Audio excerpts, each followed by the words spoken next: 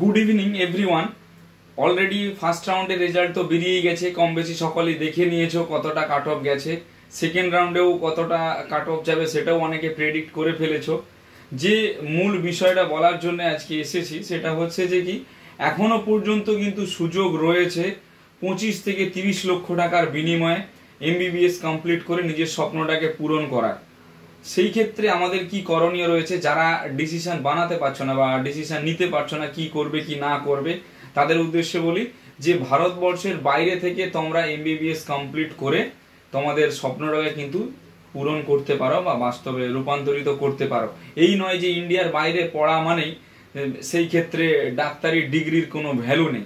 দেখো, যে medical college Kolkata থেকে পড়ছে তাকেও কিন্তু এক্সিট এক্সাম দিতে হবে, যেটা নেক্সট বলে আমরা চিনে থাকি বা পরিচিত রয়েছে বা আখ্যায়িত হয়েছে গভর্নমেন্টের তরফ থেকে।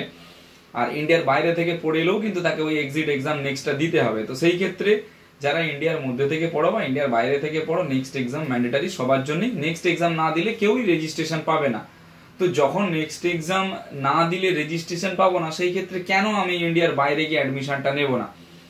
বাইরে অনেকে যেতে চায় না, তার একটাই কারণ অনেকটা ডিস্টেন্স। দেখো, তুমি যদি ব্যাঙ্গালোরে অ্যাডমিশন নাও বা শান্তিনিকেতন মেডিকেল কলেজ বলো বা আইকিউ সিটি বলো বা গৌরীদি বলো বা সনকা বলো, রেগুলার গিয়ে তো হচ্ছে যে তোমার সঙ্গে তোমার পেরেন্টস মিট করতে পারবে না, প্রতিদিন গিয়ে দেখা করা সম্ভব নয়। তো সেই ক্ষেত্রে সেম একই সিচুয়েশন বাইরেও কিন্তু হতে পারে যে হ্যাঁ, বাইরেও যদি আমি কেউ যাই রেগুলার কেউ মিট করতে পারবে না।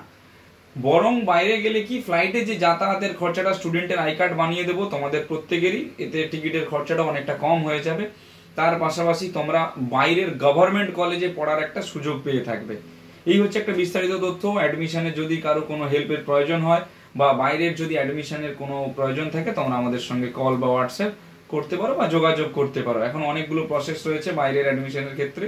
তো যতটা হার্ড অ্যান্ড সোল যোগাযোগ করবে ততটাই ভালো, কারণ গভর্নমেন্টের সিট সবসময়ের জন্য খুবই লিমিটেড থাকে। থ্যাংক